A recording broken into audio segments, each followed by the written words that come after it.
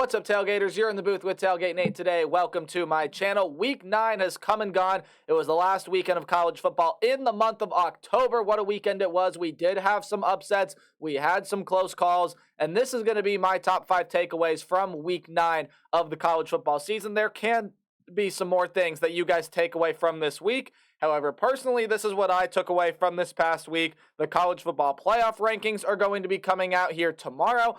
Really excited for those. My top 25 is coming out later today. But right now, we're going to focus on what I've learned, or at least what I took away from Week 9. But before we dive on into that, just got to say thank you for all the support the channel has seen as of late. It does mean a lot to me. And if you want to continue to help show your support, hey, the subscribe button's right down there. If you haven't hit it yet, that's the biggest way to help support the channel, and ringing the bell so you know when videos get uploaded. However, there are more ways to help support the channel. You're doing one right now by watching the video, and you can do more by liking, commenting, sharing, and anything else that you guys may be willing and or able to do to help me support this channel. Whatever you guys are able to do will mean a lot to me. But again, enough about me. I'm not going to waste any more time. Let's dive on into Week 9 takeaways. You guys know I like to do a fairly general takeaway, so as October comes to a close, and as we enter the month of November, the name of the game is simple, especially for the top contenders, much like what we saw last week with 2 top 10 teams in the Washington Huskies and the Penn State Nittany Lions, is survive and advance. They had to do that against both of their opponents, both lower tier opponents within their own conference. Indiana has been competitive this year. They gave Penn State quite a fight in Happy Valley, but the Nittany Lions were able to pull away late, using a safety as a little bit of extra insurance there late in the game to help them win. 33-24 was the final score there. The Penn State, and you can even look at Ohio State a little bit and say, yeah, they had some struggles with the Wisconsin Badgers, although Ohio State, for the most part, was fine in that game. Definitely some things to work on offensively. But Ohio State, Penn State, the week after those two play each other, it seems to always be a really, really tough battle with whoever they go against, because Ohio State and Penn State beat up on each other almost every single year. So interesting to see how Penn State looks moving forward. But they did have to squeak by the Indiana Hoosiers, and the Washington Huskies, ever since that win over the Oregon Ducks, they've had to squeak by 2 opponents in the Pac-12 that are going to sit at the bottom of that conference this year. That's the Arizona State Sun Devils and the Stanford Cardinal. Both of those teams are still sitting there with only 1 conference win, but both of them not looking too great in terms of where they sit within the conference, and neither of them are probably going to make a bowl game either. But Washington has been able to find ways to win. They've survived and they've advanced. That is the name of the game right now. If you are going on the road in a tricky situation here, or maybe it's a team that you're going to overlook, preparing for a big game the next week, maybe that's what the Washington Huskies did. Doesn't matter. The name of the game is, yes, up to this point, it's been about resume. And in college football, a win is not always a win. That's a big myth that the people and the casual fans out there will tell you, but it's about how you look. It's about how you play. Are you dominating the teams you're supposed to dominate, especially in the era of the 4-team playoff? Now, getting into the 12-team playoff, it's going to be a little bit more of, hey, you were able to win. That's great. Let's go ahead and move on. But as of right now, survive and advance. If you can look really good, hey, that's going to help. But especially for these top contenders, at the very minimum, you have to survive. You have to advance, especially for those that control their own destiny. November's filled with a lot of big-time games, so we're going to get to see what these contenders are really made of as well. We have some idea of what a lot of the contenders look like in October. We're really going to find out a lot, as this is going to be a really, really busy November in college football. But survive and advance. Can't hammer that home enough. That has to be the theme for a lot of these top contenders moving forward. Let's take a look at my number 4 takeaway, which is the North Carolina defense and really the ACC as a whole. So North Carolina's defense lets them down again. They lost last week to the Virginia Cavaliers, one of the worst teams in Power 5 football, if not one of the worst teams in FBS football this year. And then you just went and lost to the Georgia Tech Yellow Jackets, albeit maybe there were some people that were flashing sirens as in, hey, North Carolina's got to be careful here because Georgia Tech is a tricky team to play, but they gave up 46 points, I believe almost 700 yards of offense to the Yellow Jackets. Look, this is a North Carolina team. We've had this conversation with North Carolina before. Take a look back at the Sam Howell era for this team. North Carolina has always been a team that has a good quarterback, that has some good weapons, that offense is clicking on all cylinders, and then the defense just doesn't perform up to standard. We've seen that throughout the entirety of the Mac Brown era here with the North Carolina Tar Heels, and a team that was bona fide a top 10 team 2 or 3 weeks ago is now a team that I don't think a lot of people are going to have ranked. A little bit of a spoiler alert for my top 25 there. North Carolina's got to get some things figured out. I think I speak for a lot of Tar Heel fans out there when I say that this is the last time I get disappointed by a North Carolina team that's led by a really good quarterback, and then the defense shows some promise and then just really underachieves when it needs to really achieve the most, that it needs to come up strong. That's 2 straight losses for North Carolina, so they are now out of the ACC race, more likely than not. But the Louisville Cardinal, hey, they are definitely much still in. They absolutely throttled the Duke Blue Devils, who, again, now in all likelihood are also out of the race there. Interesting game coming up this week when the Louisville Cardinals and Virginia Tech Hokies play, because right now those two teams only have 1 conference loss. Who knows, man? If Louisville gets upset there, does Virginia Tech have a path to the ACC championship? Maybe, but right now Florida State, obviously the clear, bona fide front runner. I don't think there's any argument in that. But in my opinion, the ACC is a 2-horse race because I still do like the Louisville Cardinals over the Virginia Tech Hokies, considering the way that both those teams are playing right now. Yes, Virginia Tech has had some good performances, but did you see what Louisville just did to Duke? My goodness. So in my opinion, the ACC really is a 2-horse race. I think by far and away, it's Florida State. The schedule sets up very, very nicely for them. They have a very favorable shot to go run the table, at least in the regular season, as do the Louisville Cardinals. Maybe a little bit more of some tricky games for them coming up. However, when I take a look at this Louisville team, I do think they are the second best team in the ACC and the team that can more so challenge Clemson to get an ACC title. That'll be an interesting race to watch there in the ACC. But North Carolina is out, Duke is out, Miami's been out for a long time. And can we talk about Clemson as well? Yeesh, the Tigers have 4 losses this year. They sit at 4-4. Something's got to change with Dabo Swinney in that program. Probably around the transfer portal and NIL as well.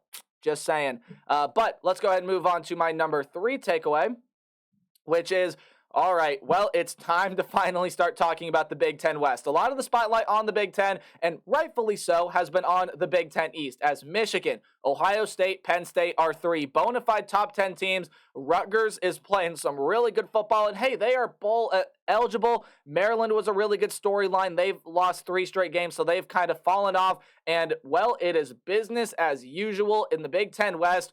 Currently, as it stands right now, there's a 4-way tie for first place. And how about this? The unlikely story of the Northwestern Wildcats with all the offseason drama that they had coming into this season. Not a whole lot expected of them. They still, again, with the way the Big Ten West has played out so far this year, are still well in the mix to be able to get into the Big Ten championship game. Who knows? Maybe they're able to get there, and I think it's about time we start talking about taking the interim tag off that head coach there. But the 4 teams that are tied for the lead right now in the Big Ten West, you see on screen. That's the Wisconsin Badgers, the Nebraska Cornhuskers, the Minnesota Golden Gophers, and the Iowa Hawkeyes. Wisconsin had their good moments against the Ohio State Buckeyes, but we're not able to overcome that Buckeye defense, and I hope that Braylon Allen is able to get healthy. Who knows when they're going to have Tanner Mordecai back at quarterback. So Wisconsin, I think in a lot of people's mind, even though some tiebreakers are going to say otherwise, probably still one of the favorites to get there. You have the Nebraska Cornhuskers there, who started out 0-2, and the beginning of the season was not what Matt Rule envisioned with this team at all. However, Nebraska has their first 3-game win streak since 2016. You want to know what happened that year? That's the last time Nebraska made a bowl game. So could we see the Cornhuskers get into a bowl game here? Well, I think with the rest of their schedule, when you take a look at it, yeah, there's a very, very good shot that Nebraska's going to be going bowling this year. And who knows, maybe with enough chaos, if they play some really good football down the stretch, still got 2 games against Wisconsin and Iowa coming up, they could make it to Indianapolis. Minnesota right now is the team that would be going to Indy, just because they have tiebreaker wins over the Iowa Hawkeyes in a very controversial way. And then, of course, that first game at the beginning of the year against the Nebraska Cornhuskers, they were able to beat the Michigan State Spartans this past week. Again, Minnesota, if they take care of business against the Wisconsin Badgers, you have a very, very, very good chance to get into the Big Ten championship game. However, that game is at the end of the season, so stay tuned for that. And then the Iowa Hawkeyes are still right here as well. They have the best record, 6-2, while the other three Big Ten West contenders here sit at 5-3. Iowa sitting at 6-2. You got a game coming up with the Northwestern Wildcats this week. Man, if Northwestern is able to win that game, we're talking about a 5-horse race here in the Big Ten West. There's going to be a lot of fun, a lot of interesting football down the road in this division. Can't wait to see how it plays out, but it's business as usual within the Big Ten West. All right, let's go ahead to my number 2 takeaway, and what more do I have to say about the Oregon Ducks? This team is absolutely phenomenal. They went in to Rice-Eccles Stadium, a place where Utah is just not accustomed to lose at all, and they put the beat down on the Utah Utes. Oregon was the favorite coming in, and I think most people were going to pick Oregon there to win the game, but a lot of people thought it was going to be a lot closer than it was. And the question I have for college football fans out there is, despite the loss to the Washington Huskies, with the way that Washington has looked the past couple of weeks, I would honestly make the case on why Oregon is the best team in the Pac-12. Now, obviously, in rankings, you're going to see Washington ahead of them, not only because of head-to-head, but again, Washington was able to dominate teams for the forefront of the season. But as of late, getting down the stretch here, it doesn't matter how good of football you played at the beginning of the year. It matters how good of football you're playing right now. And Oregon is playing some of the best football out of any team in the country. Washington, I know the Duck fans down there will say Washington had a couple really crucial calls go their way in the game in Seattle. And then, of course, Oregon, my apologies, a chance to go to overtime. They just ended up missing the game-tying field goal. So if things would have played out a little bit differently in Seattle, probably talking about Oregon as a top 4 team, still a bona fide top 10 team, probably in a lot of people's top 6 now with the game taking place that we're going to talk about in a little bit here. But now, with the way that USC has really struggled, yes, they are still technically in the thick of the conference race. And if they're able to beat Washington this week, well, the Pac-12 just gets a whole lot more interesting. However, when you take a look at the Washington Huskies, the Oregon Ducks, those are the 2 front runners right now. Oregon still has a game against USC coming up on the schedule as well. Oregon State is still coming up on the schedule also, so who knows, man, but right now I think Oregon is playing the best football out of any team in the Pac-12 conference. I know the rankings are not going to necessarily reflect that, but right now, to me, Oregon looks like the best team in the Pac-12. They firmly control their own destiny to get into the college football playoff. But my number 1 takeaway from this week has to go to the Big 12. I think a lot of people, including myself, so I'll take some of the blame on this here, after kind of seeing the way that some of the Big 12 had played out early in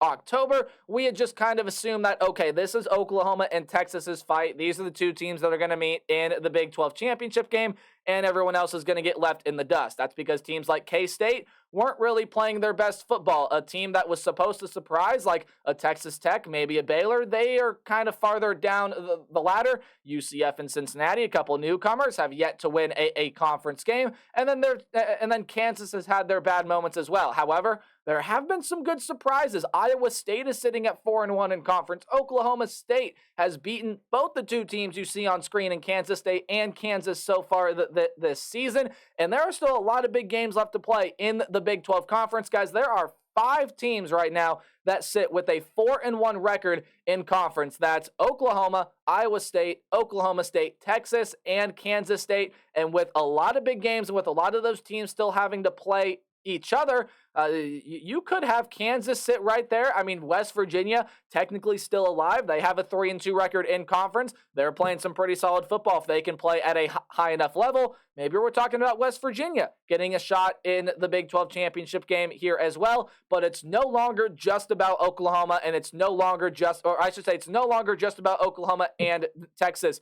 Kansas State, the case for them to start defending their Big 12 title is growing stronger and stronger. And there's a big game coming up this week against the Texas Longhorns. For them, Kansas, they have to go play the Iowa State Cyclones. So that's a really big game there as well. And then you get Oklahoma State and Oklahoma this week, so you get Bedlam. So 3 absolutely massive games within the Big 12 Conference, guys. This is going to be a very exciting conference race, and it's shaping up to be